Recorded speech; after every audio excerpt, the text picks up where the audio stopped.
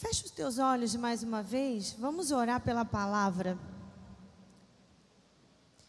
Pai, nesse momento, aqui estamos, ó Deus, para ouvir a Tua voz, para recebermos o alimento, para sermos tocados por Ti, que o Senhor nos cubra com Teu sangue, nos justifique, perdoe, Senhor, as nossas falhas. Senhor, encontra em nós um coração quebrantado e desejoso de andar na Tua presença, de viver a Tua vontade, de fazer a obra do Senhor, de nem por um momento, Senhor, desejarmos nos desviar da Tua presença, Pai. Que o Senhor nos guarde de todo mal, dos dias que estão por vir. Que o Senhor nos guarde, Senhor, da grande tribulação que está por vir sobre a face da terra. Que o Senhor nos dê coragem, que o Senhor nos dê ousadia, que o Senhor nos dê, Pai, um espírito valente na Tua presença. Que cada um nessa noite, Pai, seja restaurado, alimentado, levantado, em nome de Jesus, Pai. Levanta o abatido, fala com o oprimido, liberta, Senhor, almas, liberta espírito nessa noite. Senhor, derrama a Tua palavra, queremos estar atentos à Tua voz, em nome de Jesus, Pai. Cerca, Senhor, mais uma vez eu te peço, essa casa de anjos, Senhor, não permita que o inimigo venha roubar a palavra com distração, com sono, com cansaço, com preguiça. Senhor, retira desse lugar toda a adversidade, Senhor, tudo que se levantar contra o conhecimento de Deus, Senhor, seja repreendido em nome de Jesus. E assim nós te agradecemos, te glorificamos e te honramos. Amém. Glória a Deus. Aplauda o Senhor.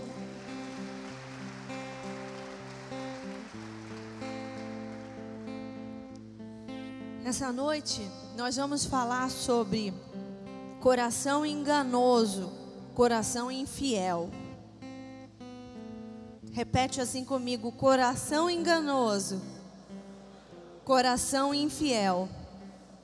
Abre a tua Bíblia, Jeremias, capítulo 19.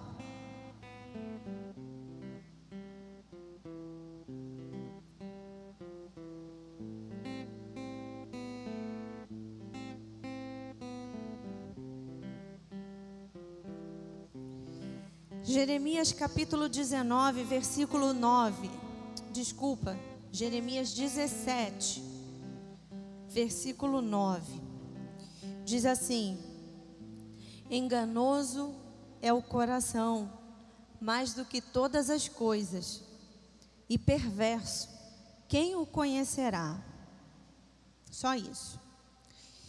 Eu quero falar nessa noite sobre infidelidade. E dizer para você que toda infidelidade é fruto de um coração enganoso.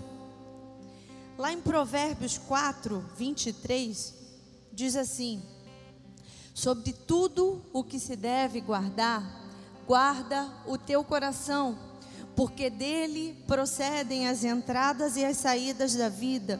Ou seja, do teu coração vem toda a resposta para a tua vida. Então, de tudo que se deve guardar, a coisa mais importante que você deve guardar é o teu coração. Em Mateus 15, 18 a 19, diz assim: mas o que sai da boca procede do coração, e isso contamina o homem, porque do coração procedem os maus pensamentos, mortes, adultérios, prostituição, furtos, falsos testemunhos e blasfêmias. Diminui um pouquinho só o retorno para mim. Queridos, maus pensamentos, mortes, adultérios, prostituição, furtos, falsos testemunhos e blasfêmias são obras de infidelidade.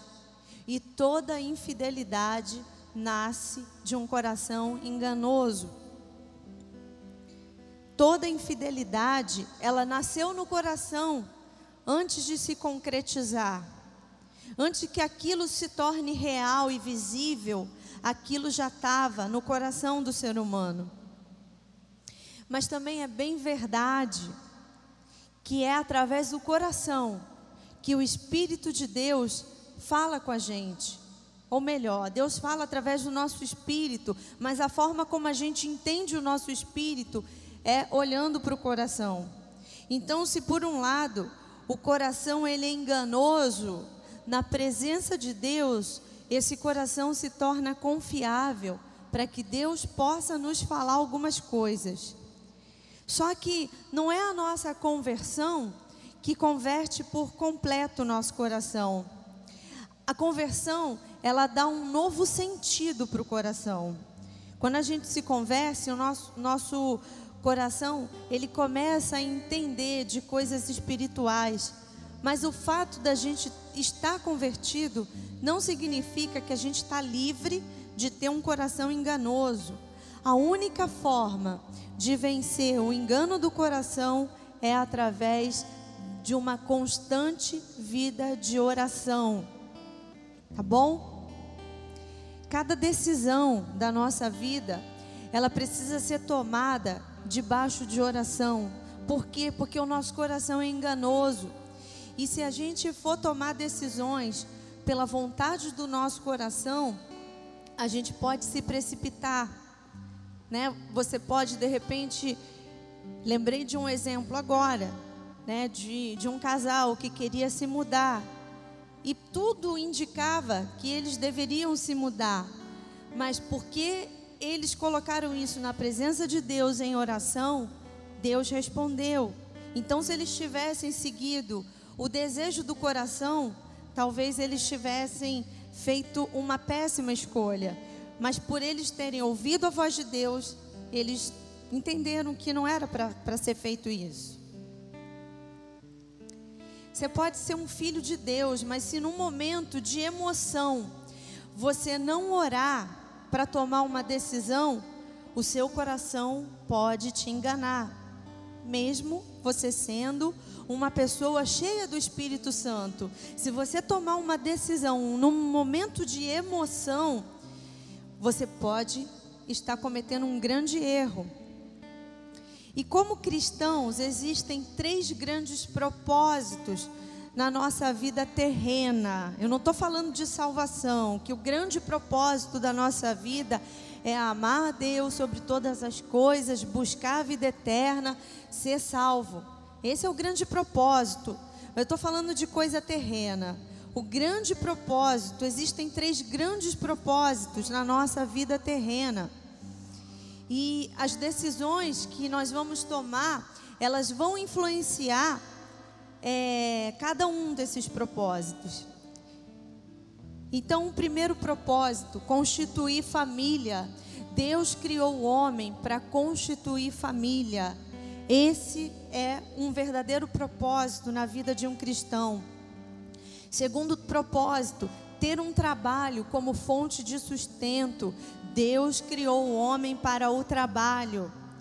A palavra de Deus diz que digno do salário é o trabalhador, né? Tem até um ditado popular que diz: Deus ajuda quem trabalha, porque Deus criou o homem para o trabalho. E o terceiro grande propósito, realizar a obra que Deus nos chamou para fazer. Então, o lugar que você congrega e o seu chamado ministerial tem tudo a ver com a obra que Deus te chamou para fazer. Então, repete assim comigo. Deus te dá 3 grandes propósitos na vida. Repete comigo: constituir família, ter um trabalho e realizar a obra de Deus. E fala para mim se existem 3 alicerces mais importantes do que esses na sua vida: família, trabalho e igreja. Existe coisa mais importante para você do que isso? Você consegue pensar alguma coisa que seja muito mais importante do que você ter uma família, você ter um trabalho digno que te sustente e você fazer parte de uma igreja? Porque todo o resto é acessório. Tudo mais que acontecer na nossa vida vai ser consequência desses 3 alicerces: a pessoa com quem eu me caso, o trabalho que eu vou ter, a igreja que eu congrego. Tudo que acontecer é acessório, é consequência dessas decisões.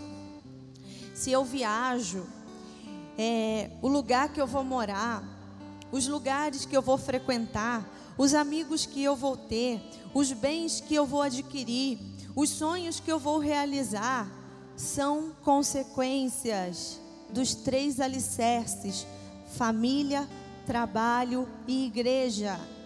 Tudo que vem é acréscimo. Casamento, profissão, igreja vão influenciar o meu sucesso espiritual.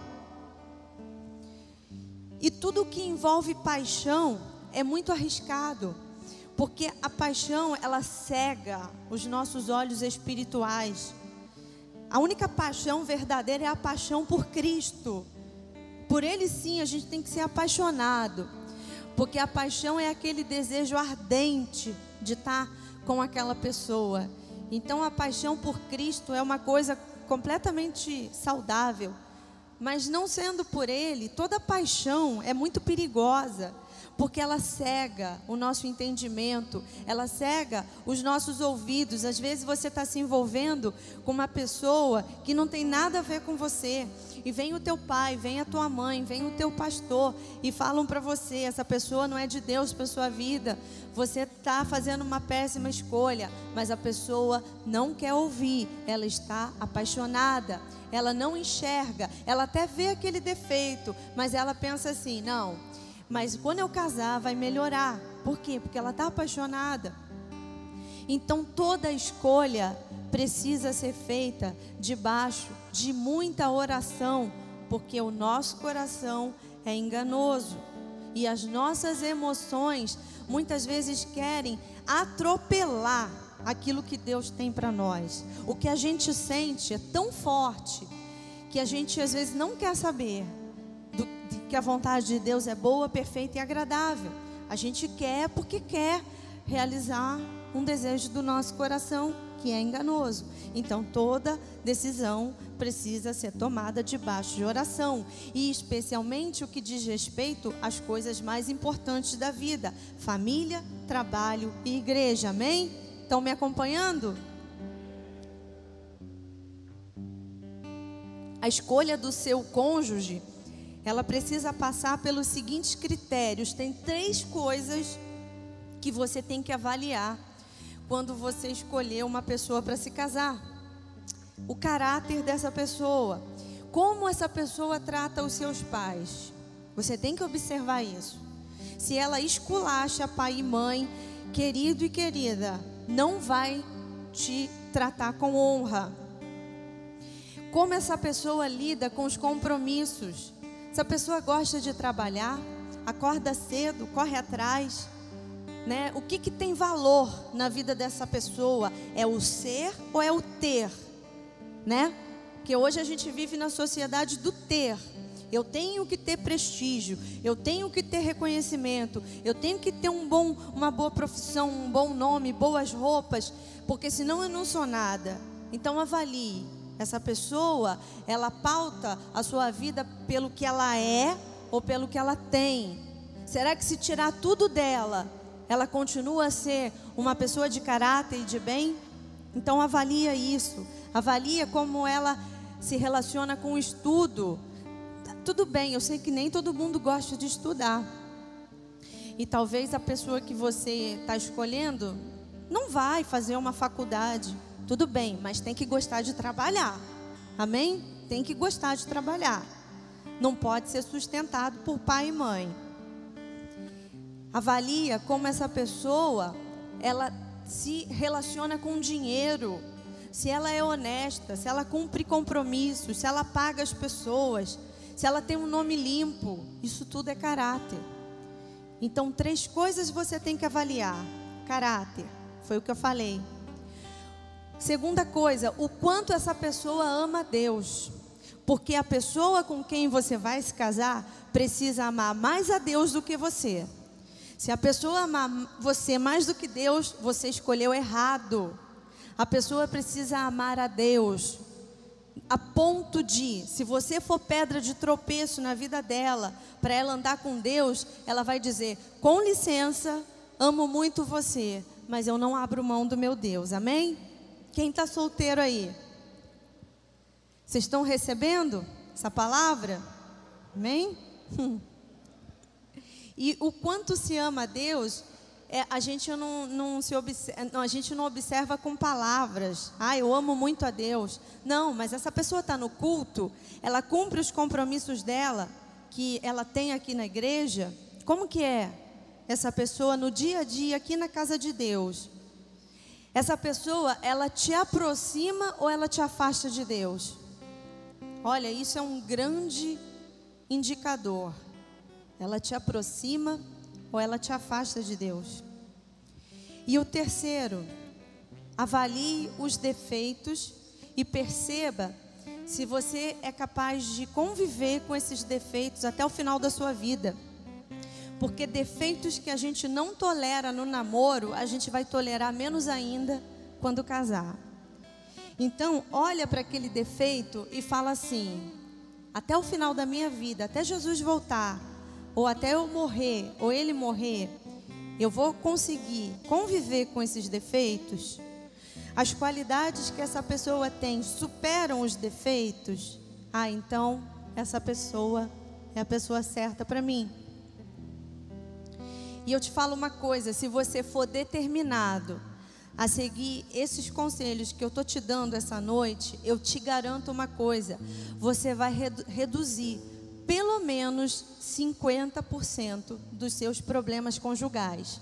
Porque mesmo você escolhendo a pessoa certa, foi Deus que te deu, a pessoa tem caráter, a pessoa gosta de trabalhar, a pessoa é honesta com dinheiro, a pessoa ama Deus e a pessoa, tem qualidades. Mesmo com tudo isso, você vai ter problemas no casamento. Só que se você acertar nessas 3 condições, os seus problemas vão diminuir lá na frente. Por que a gente aconselha muito casal? Porque não prestaram atenção nesses pontos na hora que escolheram os seus cônjuges. Mas e se for tarde demais? Você já casou, você ignorou tudo isso, você já está casado. Pastor, você me abençoa para eu me divorciar, a pessoa não ama a Deus, ela me afasta de Deus, eu estou passando pão, comendo pão que o diabo amassou. Não. Se você abrir a tua Bíblia, não precisa abrir agora não, que eu tenho muita coisa para falar, mas anota se você puder. Gálatas 3, versículo 15, diz que ninguém pode anular uma aliança, ainda que ela seja humana. Deus está falando assim: qualquer aliança é irrevogável, mesmo que seja uma aliança humana. Uma aliança tem, espiritualmente falando, um fundamento eterno, quanto mais se ela for espiritual. O casamento é uma aliança humana, mas é uma aliança humana de peso espiritual. Então Gálatas 3,15 diz: ninguém pode anular uma aliança. Mas a Bíblia permite o divórcio. Sabe por quê? Essa permissão? Por causa da dureza de coração. E será que no dia que Jesus voltar, se eu for uma pessoa de coração duro, eu não quero mais saber do meu marido, eu não tolero mais viver com ele, será que eu vou entrar na presença do Rei? Porque dureza de coração é pecado. Então é muito complicado. Se você está mal casado, luta pelo seu casamento, querido, porque Deus muda todas as coisas. Só que não é assim, sabe? Eu vou orar e as coisas vão mudar. Não, a tua carne vai moer, ela vai ser moída. E até o final da sua vida você vai ter que continuar lutando. E alguém pode falar assim: eu tenho lutado, pastora, mas eu não aguento mais, eu cheguei no meu limite. Se você acha que a sua resistência chegou ao fim, eu te desafio a ler Hebreus capítulo 12, que diz assim: vocês ainda não resistiram até o sangue. Olha que palavra dura. Sabe o que é resistir até o sangue? É resistir até o último suspiro de vida, até a morte. Resistir até o sangue é dizer assim: Senhor, até eu morrer, eu não estou mais aguentando, mas até eu morrer, eu vou continuar resistindo. Você quis ser cristão, amém? Aliás, foi Deus que te escolheu, né? Ele nos escolheu, mas você aceitou. Você aceitou ser cristão. Alguém tinha te falado isso? Que ser cristão é resistir até o sangue? Resistir até a morte? Então, se você não sabia, está sabendo agora. Posso ouvir um glória a Deus? Você quer ver resultados diferentes? Começa a agir diferente. Porque esposa reclama muito de marido, marido reclama muito de esposa. Mas se a gente olhar de perto, a pessoa que está reclamando, ela não está mudando a atitude. Você quer ver mudança? Começa a mudar você primeiro. Porque o outro não vai mudar se não enxergar em você mudança. É por aí. Esteja disposto a investir mais do que 50% no teu casamento. Eu li um livro chamado O Poder dos Casais que Oram Juntos. E nesse livro tem um testemunho da esposa daquele ator Denzel Washington. Sabe quem é? Quem conhece? Então, ele é casado já, na época que eu li o livro, 25 anos, deve ter mais. E todos os dias, ele e a esposa, durante esses 25 anos, ele e a esposa oram juntos. E quando a esposa dele escolheu ele para casar, ela teve uma conversa com a sua mãe e ela falou assim: bom, eu tenho que entrar no casamento investindo 50%, porque os outros 50% tem que ser dele. 50 mais 50, 100. A gente fecha bonito. E a mãe dela falou assim: se você não estiver disposta a investir pelo menos 75%, o seu casamento não vai dar certo. E ela falou: mas como assim? E aquela mulher explicou: quando a gente está disposto a investir mais do que o outro, a gente se aborrece menos. Porque quando o outro não corresponde, você já sabe que o seu espírito está preparado para investir por ele e por você.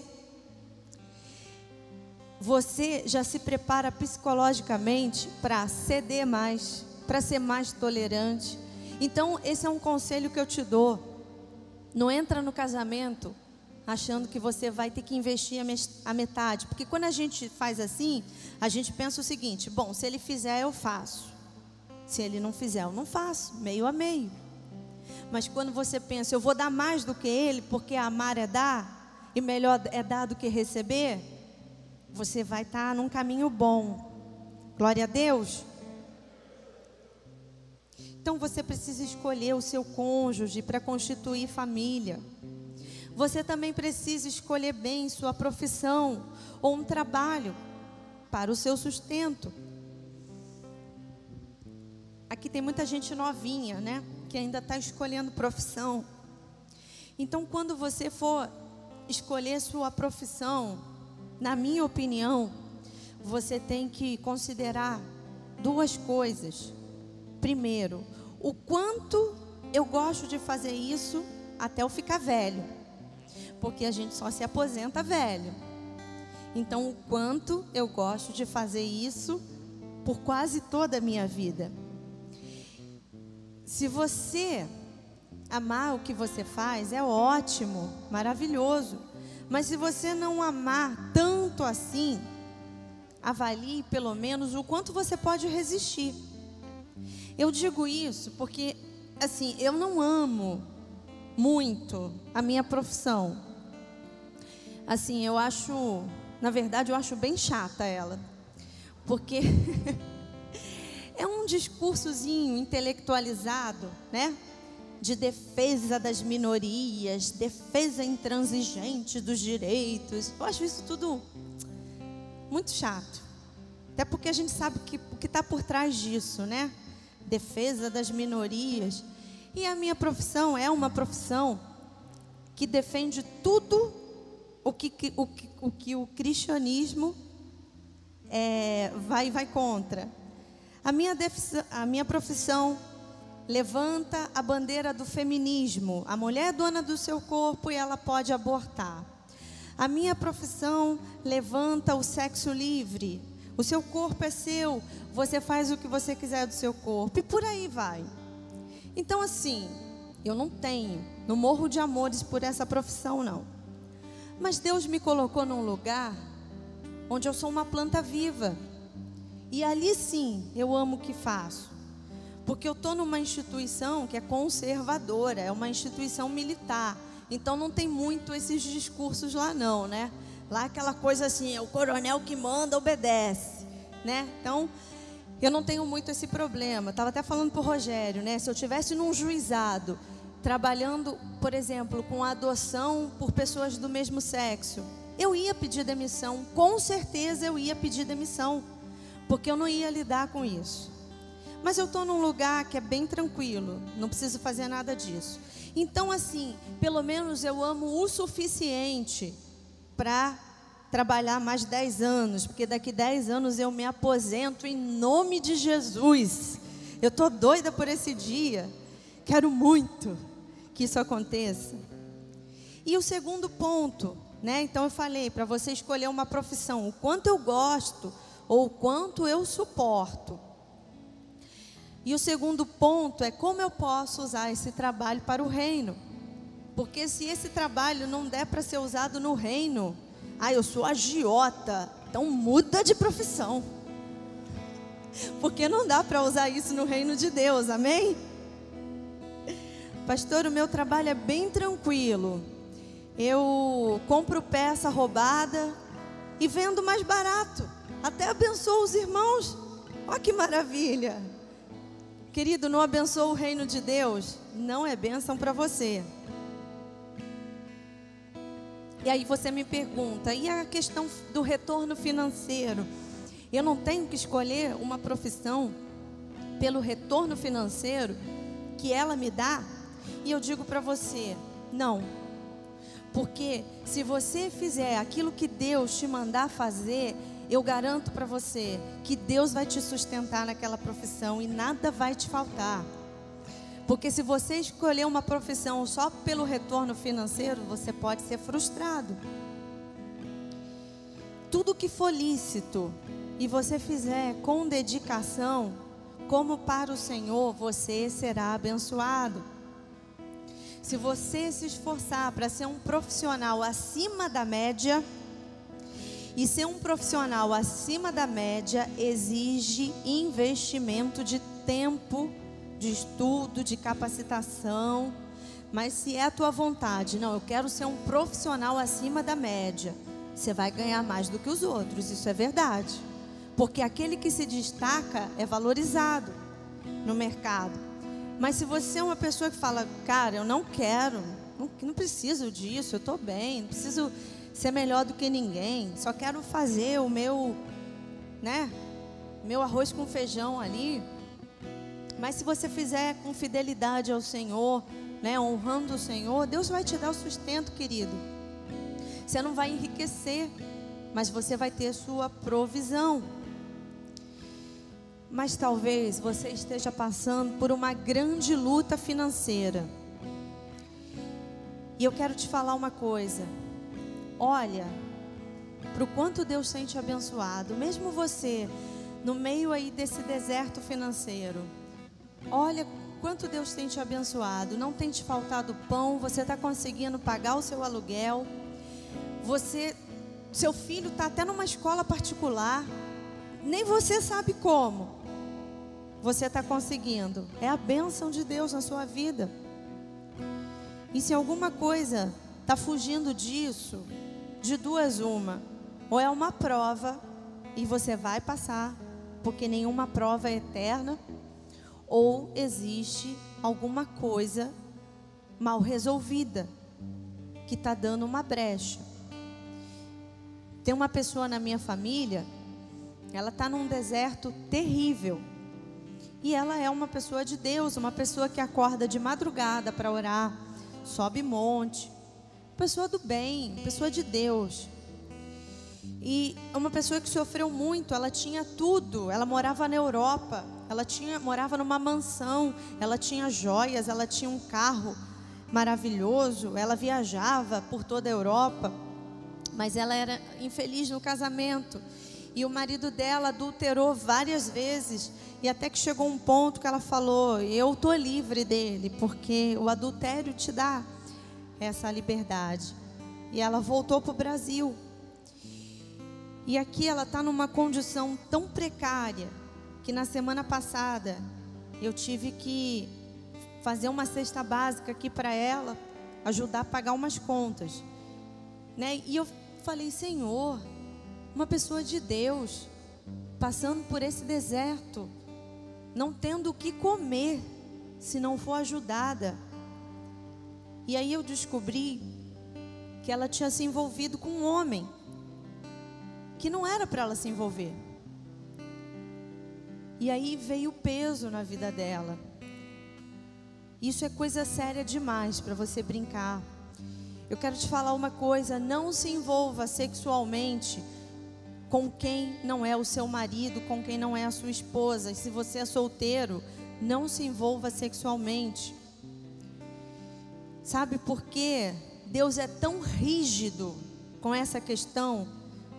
Eu contei aqui uma história de uma pessoa da minha família, mulher de Deus, que sobe monte, mas porque se envolveu sexualmente com um homem, Deus tirou a mão e ela está no deserto. Por que Deus é tão rígido com essa questão de vida sexual pervertida? Porque toda relação sexual fora do casamento é perversão. Não é porque Ele é um Deus mau, né, que não quer que a gente extravase desejo sexual, não é isso não. Mas é porque Ele é Deus zeloso, e Ele quer te poupar de um grande mal. Todo envolvimento sexual torna as pessoas uma só carne. E esse envolvimento de uma só carne significa também uma só alma e um só espírito. Quando você se envolve sexualmente com alguém, você é uma só alma, um só espírito e uma só carne com essa pessoa.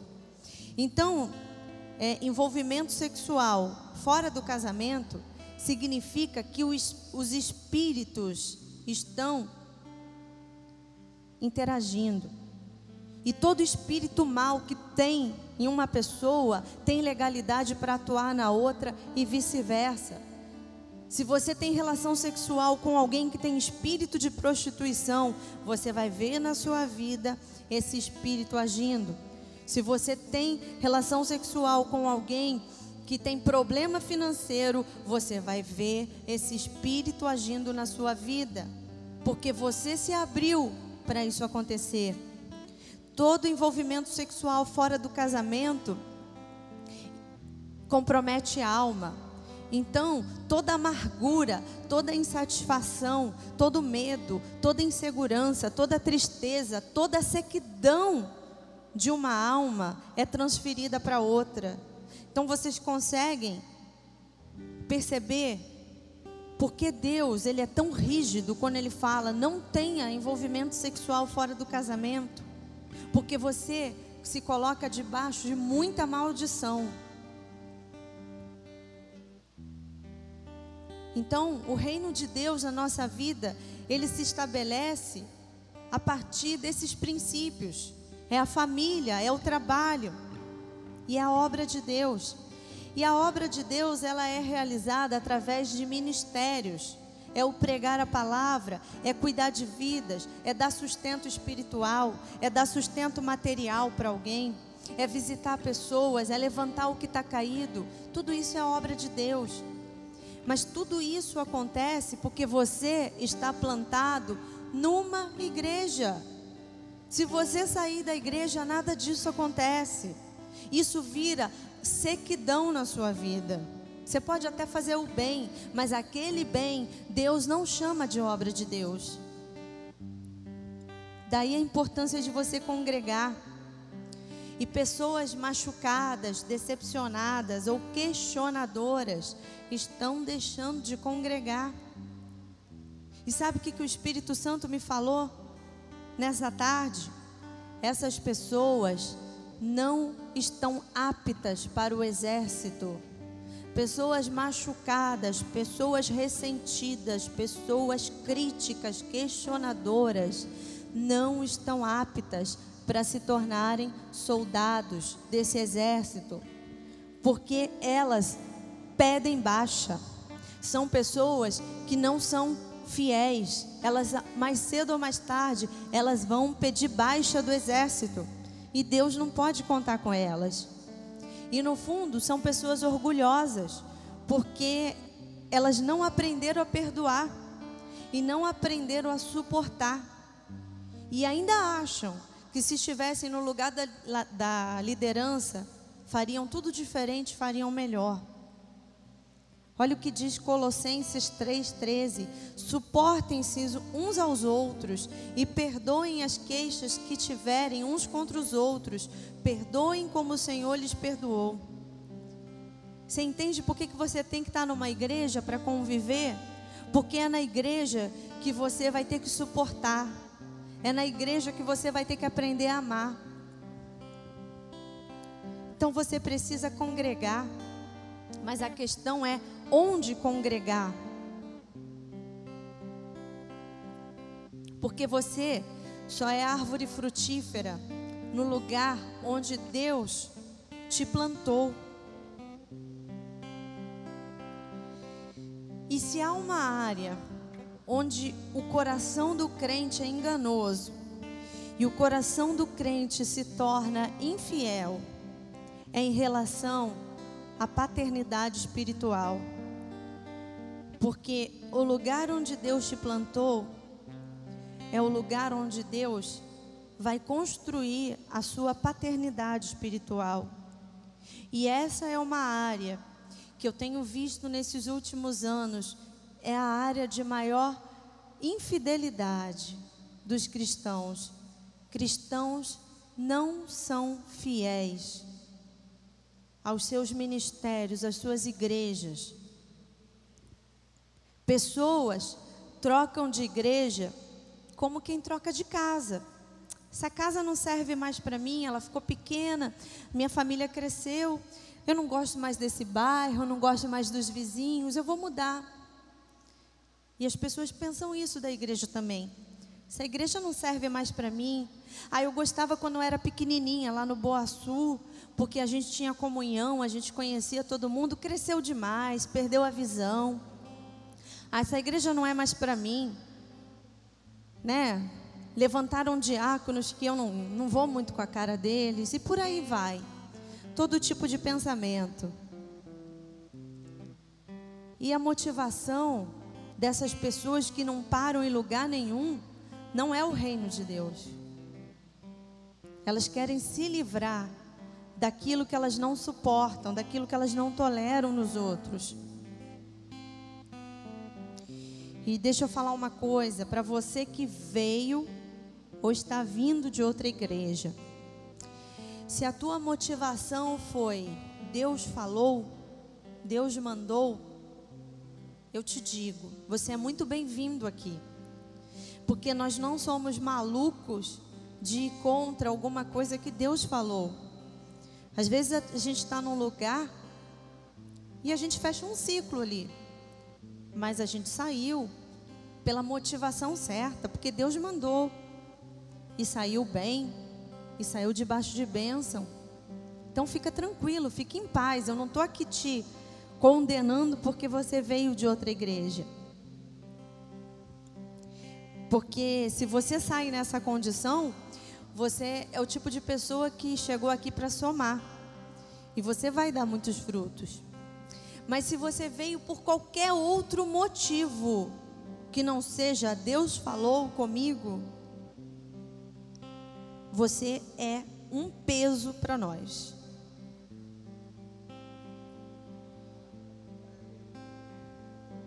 E não pense você que alegra o nosso coração quando a ovelha vem e fala assim: eu saí daquela igreja porque o pastor lá era grosso, era incompreensivo, e agora eu estou aqui com vocês. Isso não alegra o meu coração nem um pouco, porque eu já estou vendo o que vai acontecer. Essa pessoa não vai ficar, ela é infiel, e ela vai sair daqui falando a mesma coisa da gente.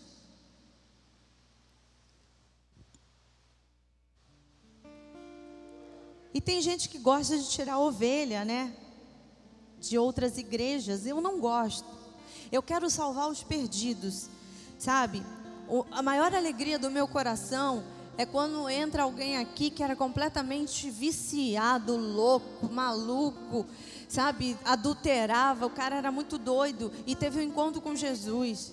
Essas pessoas, elas são, quando elas se convertem mesmo, elas são muito fiéis, porque elas sabem de onde Deus as tirou. Mas lidar com um crente cheio de ranço é uma coisa muito difícil.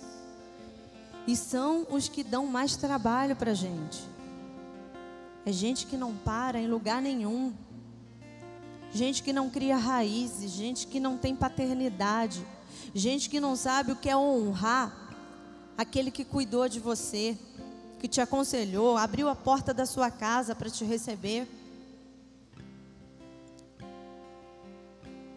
E o pior é que às vezes quem gosta de tirar a ovelha de outras igrejas só quer a ovelha pronta, como fizeram com o Bruninho aqui. Ligaram para o Bruninho: vem aqui para a minha igreja, você vai tocar no louvor. Falta de ética, falta de compromisso com o reino, falta de respeito pela paternidade daquela pessoa. Vê se alguém quer tranqueira. Vê se alguém liga assim para aquele cara que dá trabalho, que não obedece ninguém. Manda essa ovelha para a minha igreja. Ninguém quer.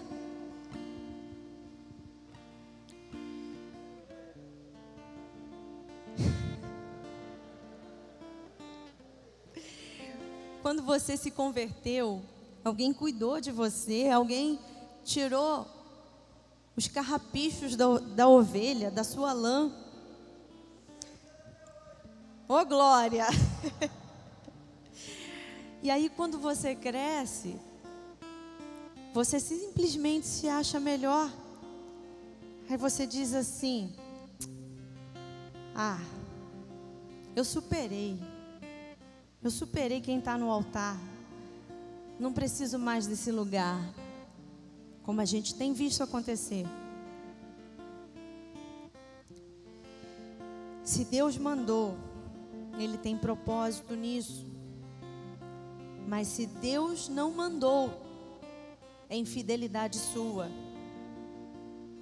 Se Deus mandou, você é bênção. Se Deus não mandou, você é peso. E te digo mais: se Deus não te mandou vir para essa casa, faz um favor para nós, volta para o lugar onde você estava. Fidelidade é a marca que vai te fazer crescer. Ninguém cresce sem fidelidade. Se você não tratar essa tendência do coração de ser infiel, isso mais cedo ou mais tarde vai aparecer. As pessoas infiéis dentro de uma igreja são aquelas que semeiam contendas e murmuração. Os infiéis são aqueles que fingem que te amam, mas o coração delas te despreza. E é quase notório isso. Sabe que às vezes Deus mostra? Alguém falando assim: eu amo tanto você, pastora. Ó, não pensa que eu tenho um raio-x, não. Não é por aí também, né? porque eu sei quem está falando, quem não está falando a verdade. Na verdade eu não sei, na verdade eu acredito.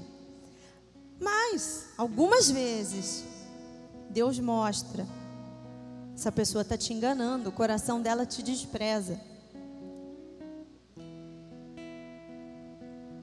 E se Deus mandar você sair daqui também, não pensa que a gente vai ficar chateado. Se Deus mandou, querido, vai na bênção. A única pergunta que a gente sempre vai te fazer é: qual é a tua motivação? Quero sair da igreja, qual é a tua motivação? É Deus? Amém. Não é Deus? Fica aqui, senão você vai arrumar problema.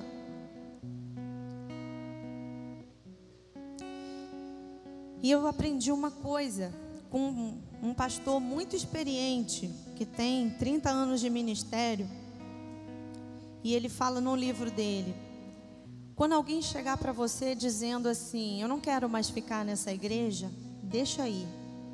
Porque na verdade, aquela boca só está falando aquilo que já estava alimentado no coração há muito tempo.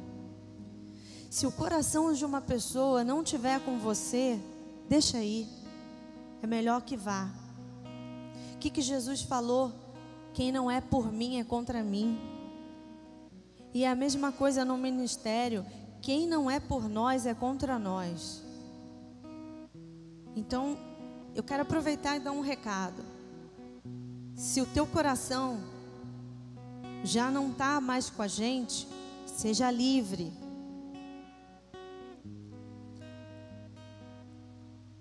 Eu quero falar aqui sobre 7 comportamentos que caracterizam uma pessoa infiel. Primeiro comportamento: espírito independente. A pessoa finge que está te ouvindo, mas ela só faz o que ela quer. Ela acha que sabe mais do que você e que ela é que sabe o que é melhor para a própria vida. Quando você faz parte de uma visão, de um ministério, de uma visão, você mostra o quanto você ama essa visão pela obediência. Se você não obedece, você está dizendo para a liderança: eu não amo essa visão, então eu não tenho compromisso com você. Eu quero te contar aqui uma história de um homem chamado Joabe. Ele fazia parte do exército de Davi. Ele frequentava a casa de Davi. Ele era amigo de Davi. Mas ele tinha um problema muito sério: espírito independente. E por mais que ele admirasse Davi, ele sempre achava que ele sabia o que deveria fazer. E houve uma situação que Abner, ele era um comandante também de um dos exércitos de Israel, e o exército de Judá estava em conflito com o exército de Israel há muito tempo. E Davi entendeu da parte de Deus que era chegado o momento de promover a paz. E Davi faz um banquete e convida Joabe para dizer para ele: eu estou selando com você a paz, chega de conflito. Quando Joabe fica sabendo que Davi chama Abner para esse encontro, Joabe fica furioso. E depois que Abner sai do encontro, Joabe ele monta uma emboscada e ele mata Abner. O que ele fez? Ele passou por cima da autoridade do rei. O rei optou pela paz, mas o general dele optou pela morte. E aí acontece um outro episódio. Absalão era um filho de Davi, que num determinado momento ele monta uma conspiração e ele consegue aliados, e ele consegue convencer os seus aliados que Davi, o seu pai, era um rei ultrapassado. Ele, como jovem, ele tinha novas ideias. E ele consegue convencer um grupo. E eles montam uma conspiração. E Absalão, ele toma o reino. E Davi, ele se retira. Ele se humilha na presença de Deus. Mas depois ele volta para um combate. E ele recupera o seu reino. Mas quando ele recupera o reino, ele diz para o seu comandante: por favor, trate com paz o meu filho Absalão, porque eu não quero o mal dele, eu perdoo o meu filho. E aí alguém, na fuga, né, Absalão, ele foge nesse combate e ele fica preso numa árvore, os cabelos dele enlaçam num galho de árvore, e alguém vai dizer a Joabe: Absalão, ele está numa situação vulnerável, é a hora da sua vingança. E Joabe vai lá e assassina o filho do rei Davi. Então Davi optou pelo perdão, mas Joabe quis fazer justiça própria. Outra situação, Davi queria que Salomão se sentasse no trono quando ele morresse.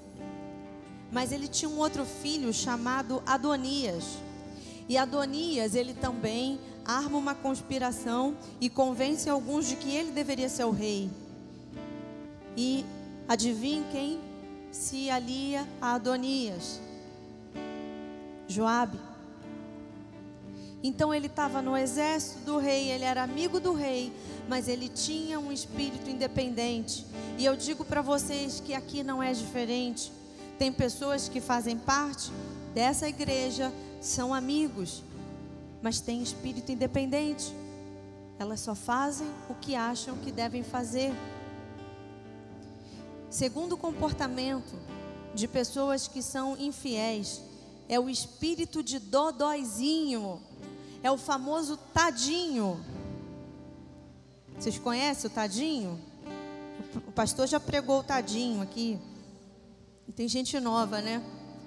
Tadinho é aquele que fica: tadinho de mim,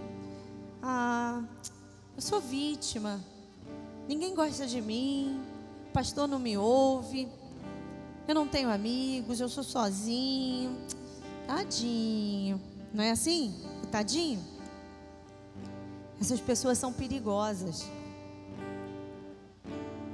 Essas pessoas são fonte de problemas numa igreja. Elas alimentam sentimentos de injustiça. Sabe que um dos fatores que levou Absalão a trair o próprio pai foi que na família dele, numa ocasião, ele tinha um irmão chamado Amon. E Amon vai e violenta a sua irmã Tamar. E Davi, ele fica zangado. Só que ele não faz nada além disso, de ficar zangado. Ele não pune Amon pelo erro que ele cometeu. E Absalão guardou aquilo no coração como uma grande mágoa do seu pai. E a Bíblia fala que por 2 anos ele nem tocou no assunto.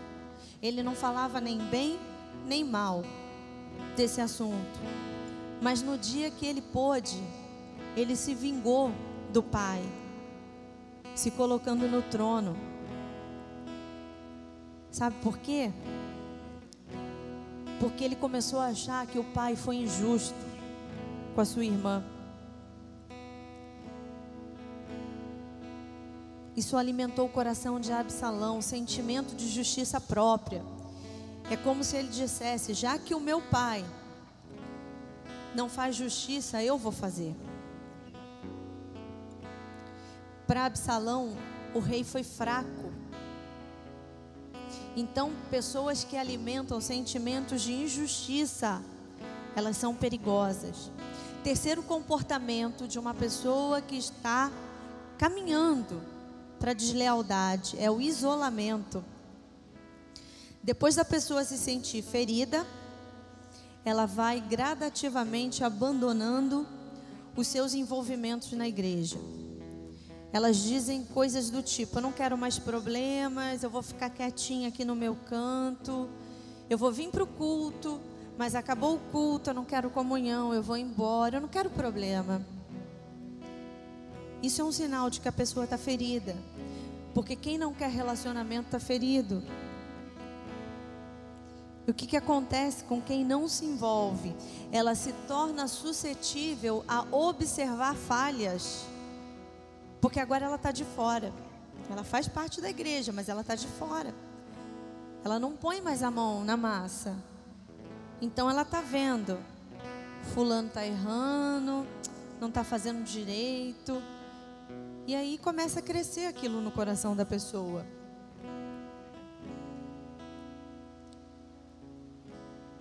Pessoas isoladas também são perigosas, porque elas podem se rebelar.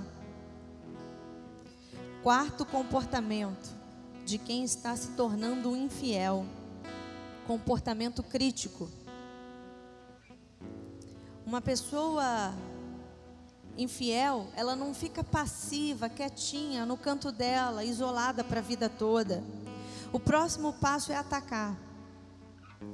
E ela vai encontrar falhas na pregação, ela vai encontrar falhas na forma do culto, ela vai encontrar deficiências no ministério, e não no sentido de tentar resolver. Ela não quer mais resolver, ela só quer denunciar.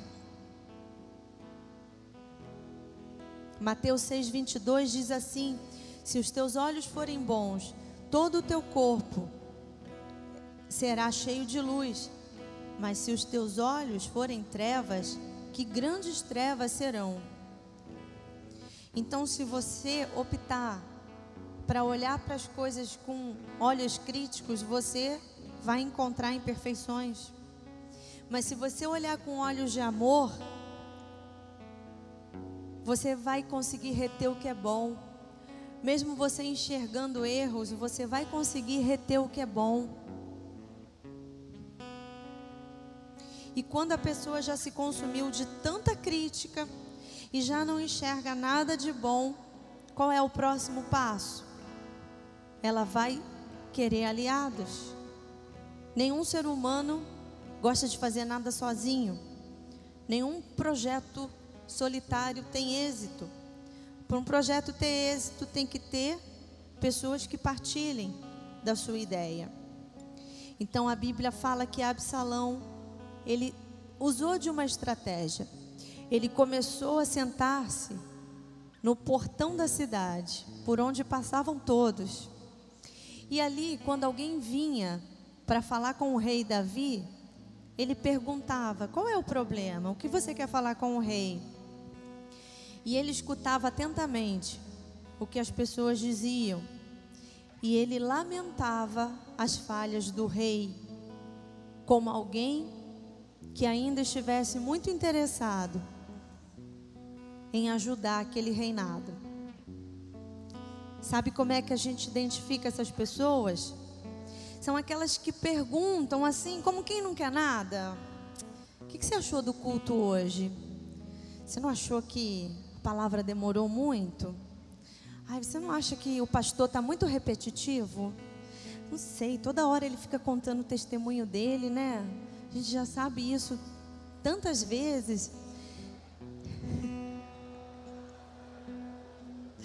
Você não acha que a igreja assim, não é por nada não, né? Querendo falar mal, mas a igreja está meio paradinha, né? Nunca mais teve um milagre, nunca mais teve aquele moverzão sobrenatural. Não, só estou falando isso para a gente orar, né? Você sabe que a minha intenção é te chamar para orar aqui. Mentira. Aquilo ali já é um coração cheio de crítica. Ele está sondando uma terra onde ele possa semear. Porque se o outro falar assim: ah, é verdade, pronto, está feito. Ali começa. Então, pessoas que já chegaram a esse estágio, elas são tremendamente perigosas. Você está entendendo como é que funciona o caminho da deslealdade? primeiro começa um sentimento mal resolvido de injustiça. E aí a pessoa se coloca no lugar de vítima. Depois vem o estágio da passividade. Não, já que eu que sou o problema, então eu não vou mais me meter. Depois da passividade vem a observação de tudo que está errado. Depois vem escolhendo aliados. Depois levanta a bandeira abertamente, aí põe no Facebook. Que coisa boa, agora eu encontrei paternidade. Ridículo, ridículo. Sexto comportamento de uma pessoa que é desleal. O sentimento de engano dominou o coração dessa pessoa. A pessoa já começa a pensar de fato que ela é melhor do que o seu líder. Ela já vê em si mesma que ela é mais justa, que naquela situação ela agiria diferente. Ela prega melhor, ela conhece mais a palavra. Essa pessoa, se ela ainda continuar debaixo da autoridade espiritual, ela vai minar o ministério. Então é melhor que vá embora.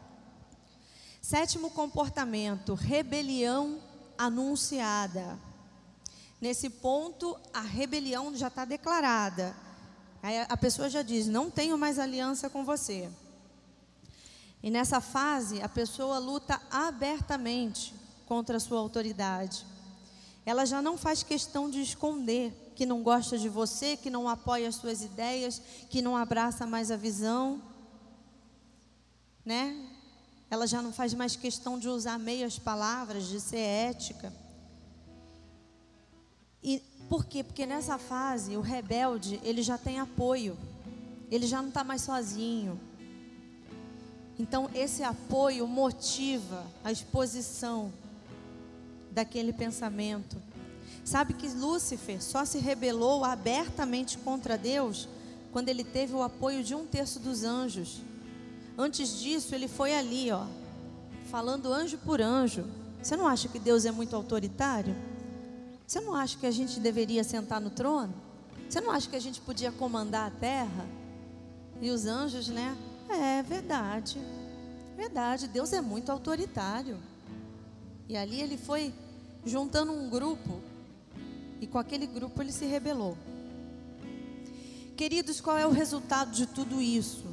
Se a pessoa chegar nesse sétimo comportamento, o resultado é morte espiritual. Em toda a Bíblia, todos os rebeldes foram banidos da presença de Deus. Lúcifer foi precipitado do céu. Absalão foi morto. Judas se enforcou. E tantos outros exemplos eu poderia aqui citar. Mas eu quero estimular você nessa noite a reconhecer onde há enganos no seu coração, porque o nosso coração é enganoso, e um coração enganoso caminha para a infidelidade.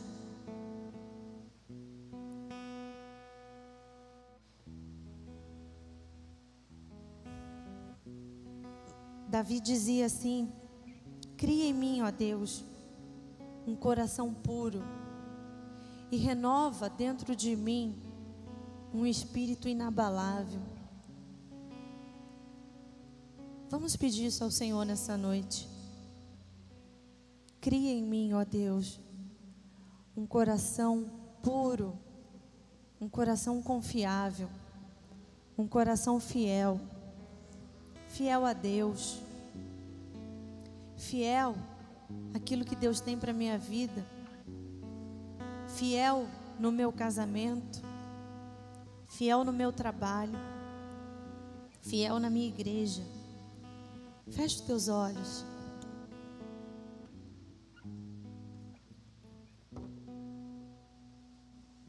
Vamos adorar o Senhor?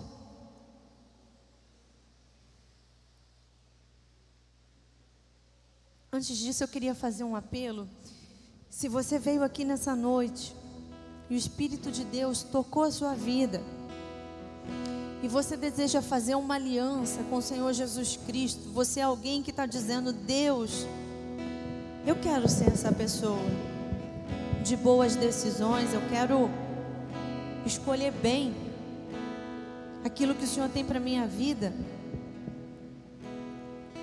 e eu quero andar na tua presença. Se tem alguém aqui, levanta a sua mão, para que a gente possa orar com você.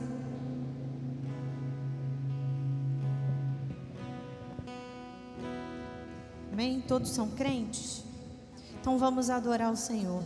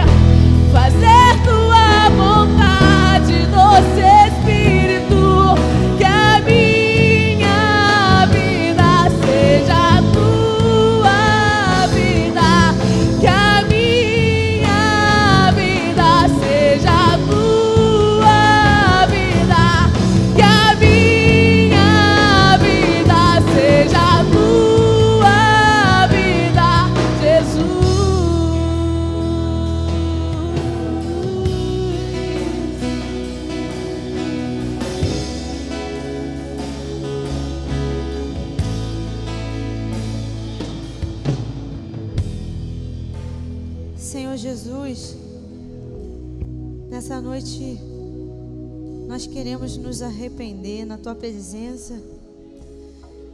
Nós queremos Te pedir perdão por toda infidelidade cometida contra o Senhor, cometida contra homens. Senhor, em nome de Jesus, tenha misericórdia de nós. Nós queremos entregar o nosso coração na Tua presença, Te pedindo, Pai, cria em nós um coração reto, Senhor. Oh, um coração bom. Cria em mim, ó Deus, um coração puro. e renova em mim um espírito reto. Em nome de Jesus, Pai, queremos que as decisões da nossa vida, elas sejam tomadas debaixo de oração, debaixo do temor do Senhor, e não debaixo dos nossos sentimentos. Senhor, visita, Pai, os alicerces da nossa vida. Visita, Senhor, o nosso casamento. Espírito Santo, se há alguma coisa que não está bem, que não te glorifica, Deus, vem colocar a tua mão.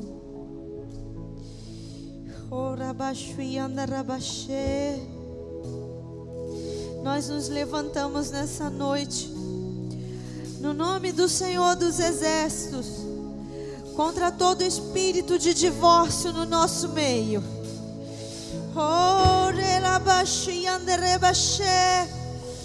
Espírito maligno,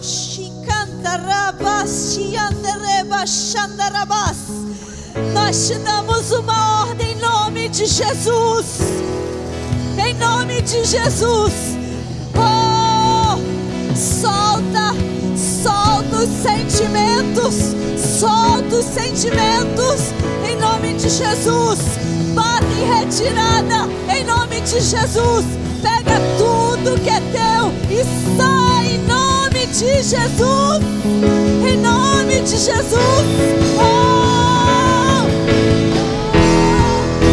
Eu quero nascer do teu Espírito. Eu quero matar minha carne, fazer tua vontade, doce Espírito, que a minha vida seja a tua vida, Jesus. Eu quero nascer.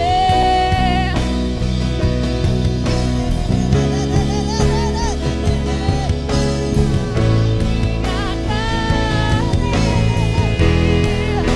fazer tua vontade, que a minha vida.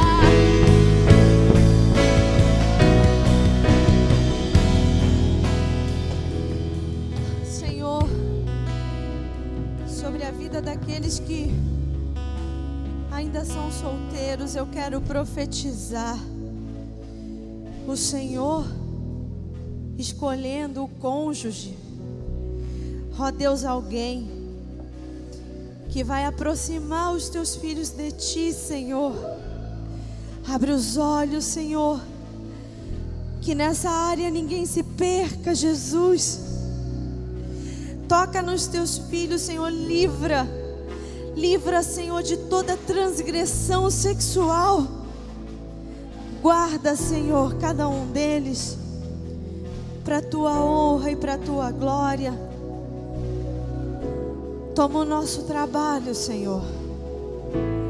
Toma o nosso trabalho. Espírito Santo, faz o nosso trabalho uma fonte do reino. Oh Deus, levanta, Senhor. Oh,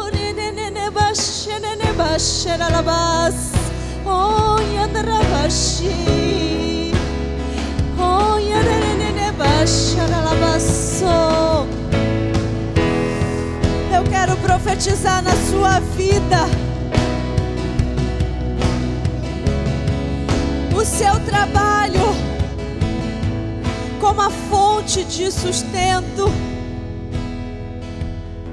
Oh, sobre a vida de todo aquele que está vivendo um deserto financeiro, eu declaro na sua vida o Senhor abrindo portas, o Senhor te exaltando, o Senhor te honrando, o Senhor sendo contigo, o Senhor entrando na tua frente, o Senhor te livrando do mal. Oh,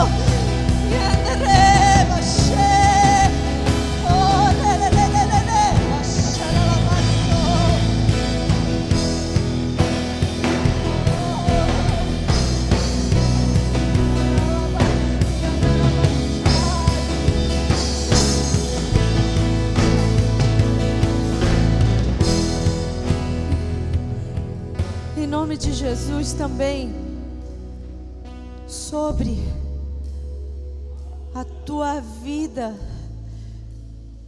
vida no reino, a obra que o Senhor te chamou a fazer. Eu declaro vindo sobre ti um renovo sobrenatural. Oh, o Senhor derrama o rio de vida. O Senhor levanta o abatido. O Senhor levanta aquele que não tinha motivação. O Senhor dá um novo ânimo nessa noite. O Senhor te coloca como coluna novamente. Xerereba, xerereba, xerereba, xe. Oh, yeneleba, sore. Oh, Espírito vem. Oh, Espírito vem. Espírito vem. Espírito vem. Oh, vai jorrando. Começa a orar em línguas. Começa a orar em línguas.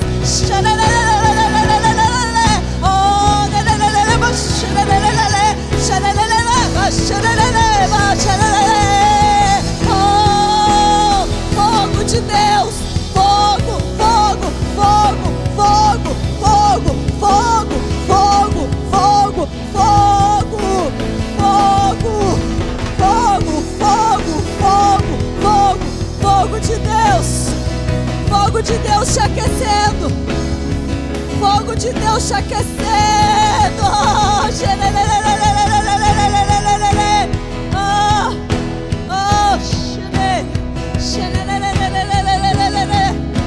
Fogo de Deus, fogo.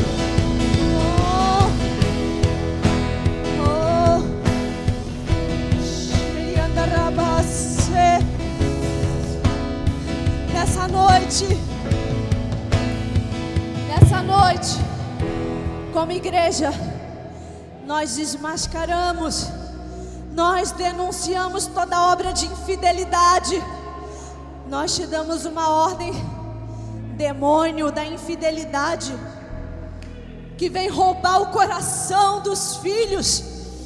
Em nome de Jesus, eu te denuncio nessa noite. E eu ordeno que você saia desse lugar. Em nome de Jesus. Em nome de Jesus.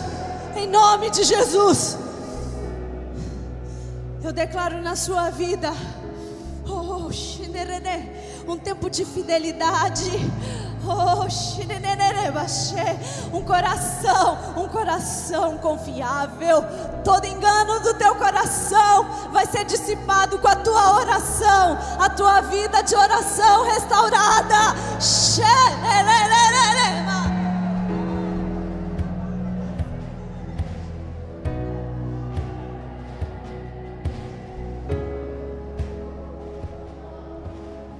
Presta atenção no que eu vou te falar. Para não perder a viagem, eu vou te dar um testemunho. Eu não vou deixar de dar testemunho, porque Jesus mandou que eu desse testemunho. O meu coração é enganoso. Hoje, para a honra e glória do Senhor, eu sou um homem realizado, um homem abençoado, um homem feliz, para a honra e glória do Senhor, não para minha honra. Eu não preciso ser milionário para ser feliz. Eu sou próspero em todas as áreas da minha vida. Eu quero te dizer uma coisa. Grava isso que eu estou te falando. O meu coração, por várias vezes, quis fazer coisas que eu acreditava que estava certo. Mas se eu recebi tudo isso hoje que eu estou falando para vocês, foi porque a obediência poupou do meu coração enganoso. A obediência me poupou de um coração enganoso. Se todas as vezes que o meu coração me dizia algo que era contrário àquilo que eu estava ouvindo, recebendo de um líder, e eu não tivesse obedecido, eu iria quebrar a cara, porque posteriormente eu percebi que o meu coração estava enganado. Porque Deus usou aquela pessoa para me provar, para me poupar, para alguma coisa. Deus usou aquela pessoa e eu obedeci. Eu sempre fui muito obediente, muito obediente. Seja obediente, seja obediente. Só não obedeça quando te pedirem para cometer um crime. Não sendo um crime, seja obediente. Um coração obediente te poupa de um engano do teu coração. Amém? Dê uma salva de palmas bem forte para Jesus.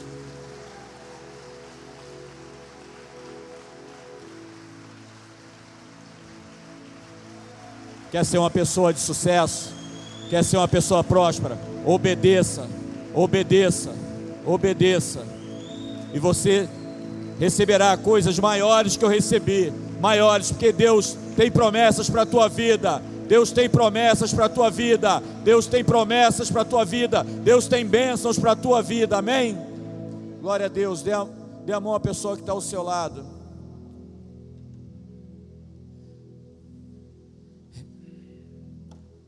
Repete comigo assim: se Deus é por nós, quem será contra nós? O Senhor é o meu pastor, e nada me faltará, porque maior que está em mim, do que aquele que no mundo está. Eu posso todas as coisas, naquele que me fortalece, porque eu sou muito mais que vencedor, em Cristo Jesus. Oremos juntos. Pai nosso que estás nos céus, santificado seja o teu nome. Venha a nós o teu reino. Seja feita a tua vontade, assim na terra como no céu.